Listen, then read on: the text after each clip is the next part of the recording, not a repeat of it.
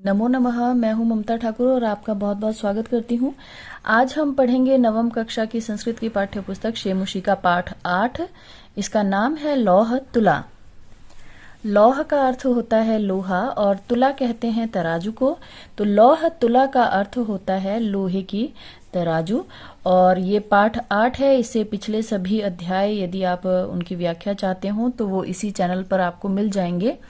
और चैनल को सब्सक्राइब करना ना भूलें क्योंकि इससे आगे वाले अध्याय भी बहुत जल्दी इसी चैनल पर आने वाले हैं। इसके अलावा मैं हिंदी के भी व्याकरण और जो हिंदी की पाठ्य पुस्तक हैं उनके वीडियोस लेकर आती रहती हूँ। आसीत कस्मिश्चिद अधिष्ठाने जीर्णधनु नाम वणिक पुत्रः। किसी स्थान पर जीर्णधन नामक बनिए का पुत्र था। सच विभव क्षयात देशांतरम गंतुम इच्छन व्यचिंतयत।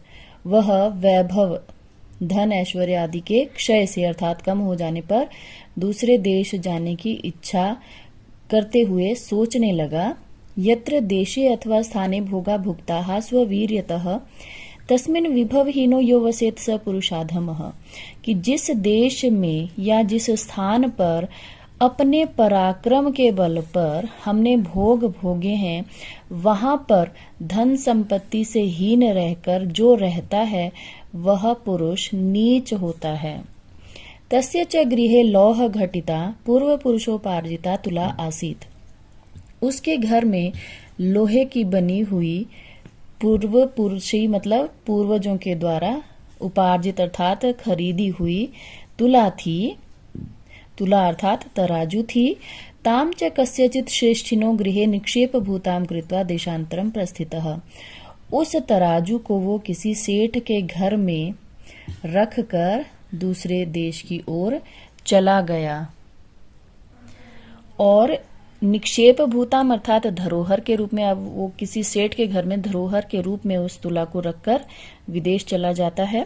ततः सुचिरम कालम देशांतरम यथेच्छया भ्रांतवा पुनः स्वपुरम आगत्य तम श्रेष्ठिनम उवाच भो श्रेष्ठिन दियताम में सा निक्षेप तुला। अब ततः मतलब उसके उपरांत बहुत सारा समय दूसरे देश में अपनी इच्छा से बिताया और वहां पर घूमकर पुनः वह अपने देश वापिस आया और उस सेठ से बोला, अरे सेठ, मेरा वह तराजू दो। स आह भो नास्ति सा त्वदीया तुला मूषकैर भक्षिता इति। वह बोला, अरे वह नहीं है, तुम्हारा तराजू चूहों ने खा लिया है। जीर्ण धन आह, जीर्ण धन कहने लगा, भो श्रेष्ठिन, हे सेठ, नास्ति दोषस्ते यदि मूषकैर भक्षिता इति।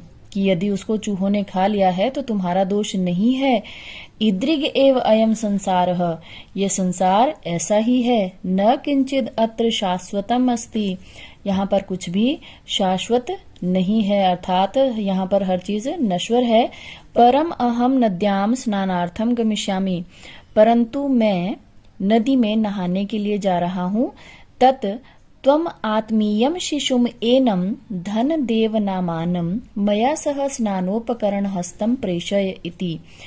इसलिए तुम हन देव नाम के अपने पुत्र को मेरे साथ नहाने की सामग्री देकर भेज दो। स श्रेष्ठी स्वपुत्रम उवाच, वह सेठ अपने पुत्र से बोला, वत्स, कि हे पुत्र, पितृव्यो अयम तव, ये तुम्हारे चाचा हैं। स्नानार्थम यास्यति, ये नहाने के लिए जा रहे हैं। तद गम्यताम अनेन सार्धम, इसलिए तुम इनके साथ जाओ।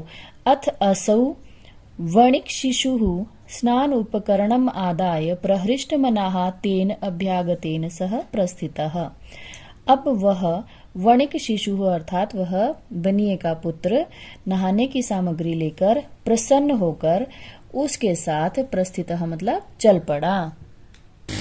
अभ्यागत का अर्थ होता है अतिथि।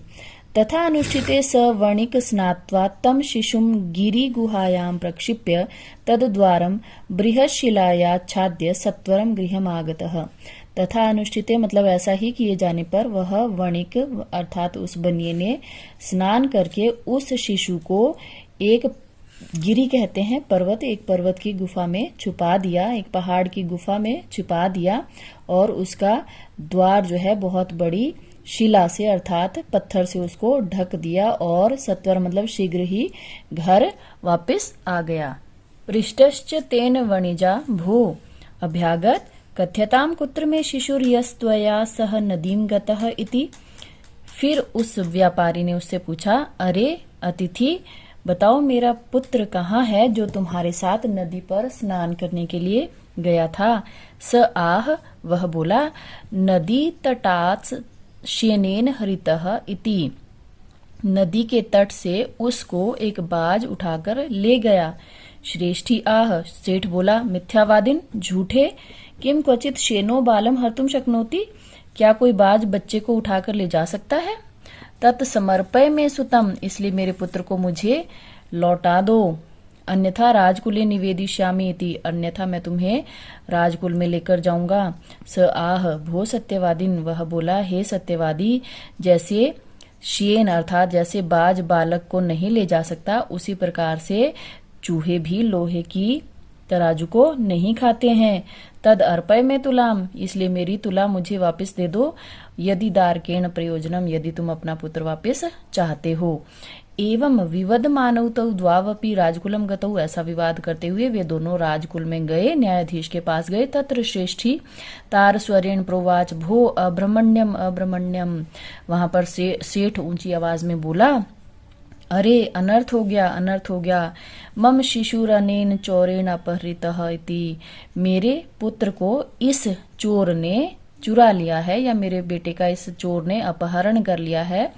अथ धर्माधिकारिणः तम ऊचुः भो समर्प्यताम श्रेष्ठी सुतः। अब धर्माधिकारी उससे बोले, अरे इस सेठ के पुत्र को वापिस लौटा दो। स आह, वह बोला, किम करोमि, क्या करूं। पश्यतो में नदी तट छेनेन अपहृतः शिशुः इति। छेनेन अर्थात बाज ने, मेरे देखते ही देखते नदी के तट से बाज ने शिशु को उठा लिया।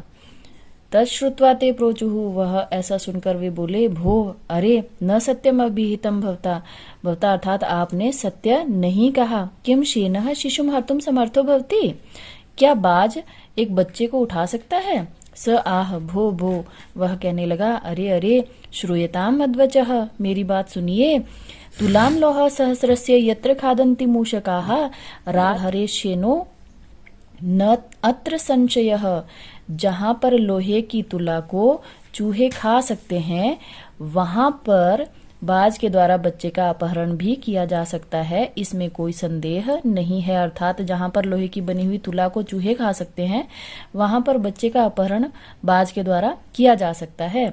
ते प्रोचुः कथम एतत्, वे कहने लगे, ऐसा कैसे हो सकता है। ततः सृष्टि सभ्यानाम अग्रे आदितः सर्वं वृत्तांतम निवेद्यामास। उसके बाद उस सेठ ने सभी सभासदों के सामने अर्थात जो सभा में जितने भी लोग उपस्थित थे उन सबके सामने आरंभ से सारी घटना उनको सुनाई। ततस्तैर्विहस्य द्वावपि तौ परस्परम संबोध्य तुला शिशु प्रदानेन संतोषितौ। उसके बाद उन सब ने हंसकर उन दोनों का परस्पर संबोधन करके अर्थात उन दोनों को आपस में तुला और शिशु का आदान प्रदान करके उनको संतुष्ट किया।